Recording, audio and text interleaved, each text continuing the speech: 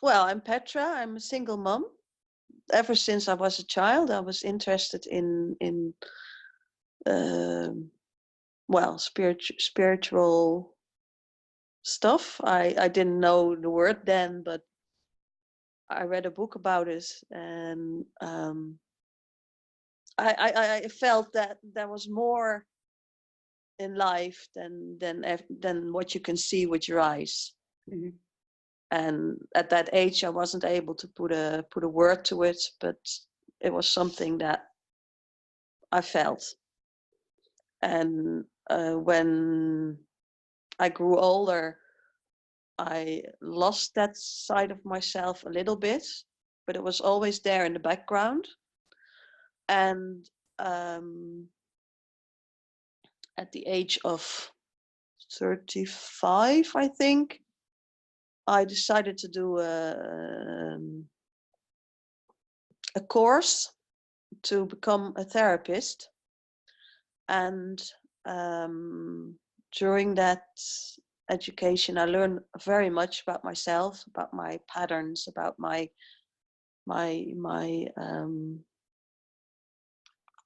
thoughts, about my behavior, all that kind of stuff. And I learned to change some things or become more aware of things that were blocking me in my development. And during that education, I also discovered that I was a high sensitive person. And some pieces of the puzzle fell into place immediately. Some of them took a bit longer. And for some of them, I'm still looking to find the right spots. Because, I kind of forget to do the earthing every morning. But it's coming together a bit more every day. Well, every week, every month. I came into contact with you a few years ago when I was struggling with my high sensitive personality, and you helped me along the way to learn more about grounding myself and coaching myself, being more compassionate towards myself. And then I learned about your training, and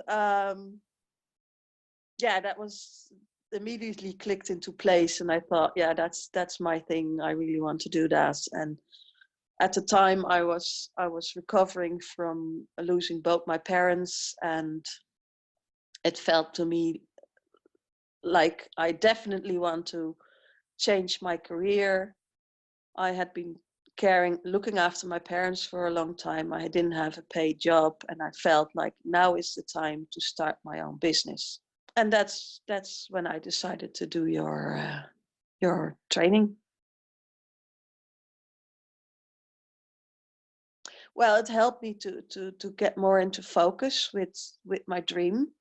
It really made me focus on what I want and why I want it. And yeah.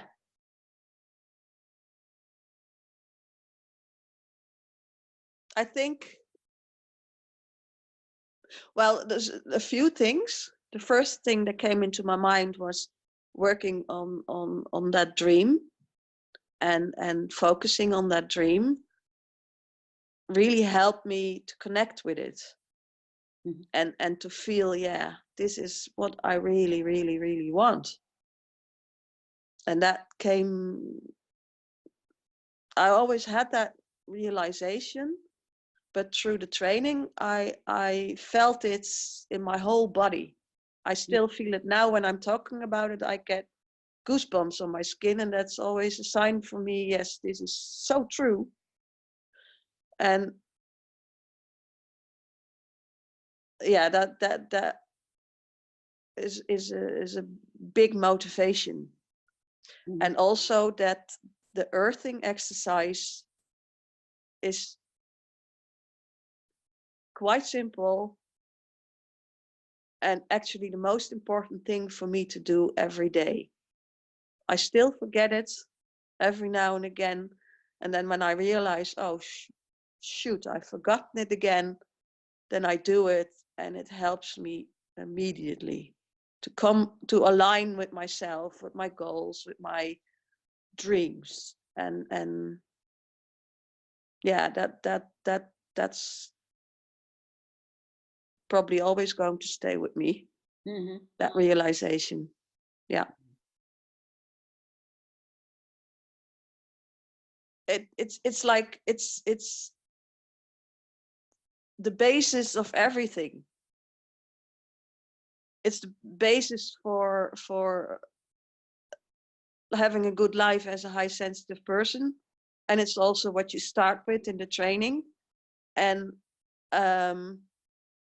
yeah, that's what I really like about it, that it's the basis for everything. And yeah, it's also so easy to forget. When I took part in the coaching calls, it really helped me to get back to it, because then I remember one coaching call, either Australia or me said, I'm struggling and it's too much and it's heavy or whatever. And the first question you asked was, how is the grounding going? And then we were both silent. And we realized, oh, I think we forgot yesterday. I forgot to do, I didn't do it for the past week. So that was a realization. Just that simple question. Oh yes, I forgot.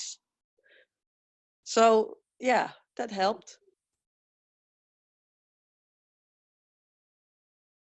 I like the one with the coaching calls best, because there's more interaction, there's feedback, there is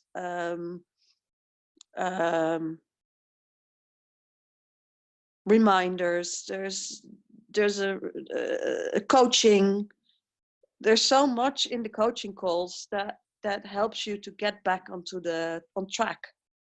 And with only the self-study, it was so easy to forget about it, to put it to one side, or think, oh, I'll do that next week, or I'll do that later. And even though it was really important and I really wanted to do it, but everyday life took over. And with the coaching calls, I really feel that it reminds you of why I chose to do the training, and it gave me back the buzz why I wanted to do it. And yeah, that's it basically. Yeah, that was actually only the financial side, getting the money together. And I remember, I think you said at some stage, if it's something you really want, focus on it and you will get the money together. And that's true. That happened. And yeah, that was actually the only objection I had. Yeah. No, actually, when I started with only the self-study, I had the objection of, am I able to motivate myself enough to keep going? Because ever since I graduated from my course in alternative therapist,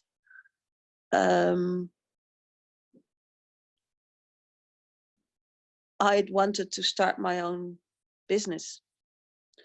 But when I graduated, I was pregnant with my son.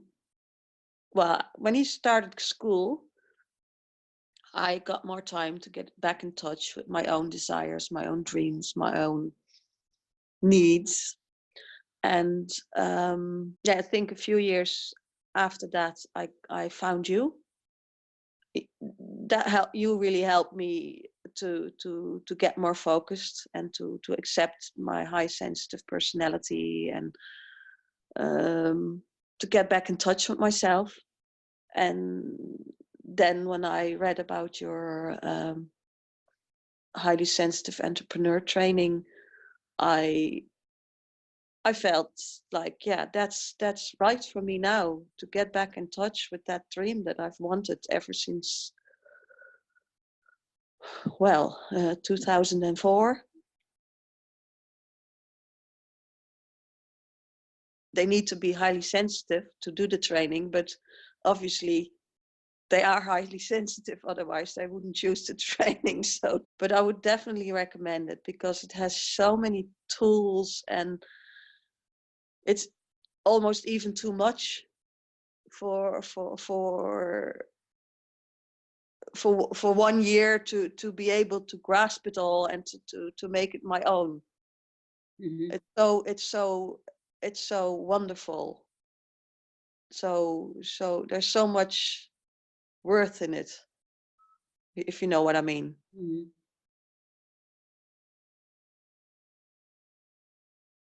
Some of the tools I will keep coming back to, mm-hmm. because like some of the imaginations, visualizations, I mean, or some of the tools like the highly sensitive rescue book. No, not rescue book, but rescue kit. Yeah, that helped me really. That really helped me a lot when I feel like, oh, I'm going back down again. And a few times I've taken it and looked at it. Oh yeah, I'm doing that again. What can I do now? And to overcome that. And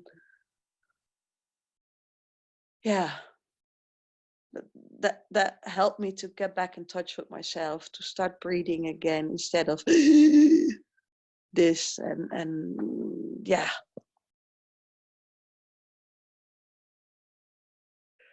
Well, I feel at ease with you. And I've like when you called me, we first talked a bit, and you asked how I was, and you asked how the last few months had been, and I felt like, oh, it's so good to talk to you. And that's not even meeting in person. That's like just seeing you and talking. That really helps me to come back to myself again, and your questions and your mainly your attention, the eye contact, and sometimes you earlier you talked about your masculine energy, and sometimes in your emails you can be really straight, and that sometimes triggered something in me, mm-hmm. from my past, and that it caused that I disconnected. And you didn't give up. You kept trying to get back in touch, to reconnect, and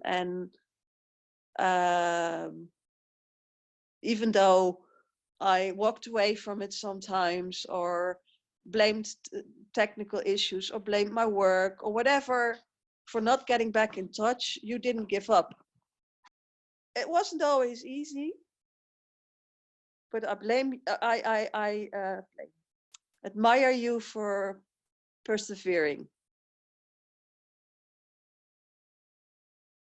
You are not afraid to confront somebody either. You can be very understanding and empathic, and encouraging, but also when it's necessary, you're not afraid to confront somebody with, like, be a mirror and say, no, you don't say that you recognize a pattern, but you have obviously recognized a pattern in the person, and then you pull them back. So what's happening? Come back. And I didn't always find that easy, but yeah, I do admire that in you.